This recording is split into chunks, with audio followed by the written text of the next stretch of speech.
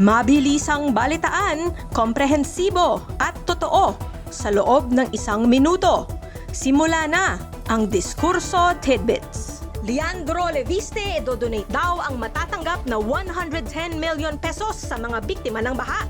Kumpiyansa kasi siya na mananalo siya sa libel case na isinampa niya laban kay Yusek Claire Castro. Team Leandro ka ba o Team Claire? Isang 63 anyos patay habang 4 naman ang sugatan ng araruhin ng isang ibas ang mga naglalakad sa Scout Hill Road nitong Biyernes ng hapon sa Baguio. Inaalam pa kung mechanical failure o driver negligence ang dahilan. Kiko Barzaga patatalsikin umano sa House of Representatives. Sa tingin mo, may kaugnayan nga ba ito sa mga ethics complaint laban sa kanya o pinupolitika lamang siya? Refund daw pag na-offload dahil sa delays sa Bureau of Immigration. Yan ang sinusulong ngayon ni Senator Raffy Tulfo. Oo naman, dapat lang, di ba?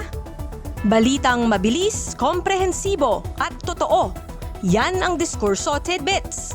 Basahin ang tungkol sa lahat ng yan at sa marami pang ibang nakatutuwa at makabuluhang balita sa diskurso.ph.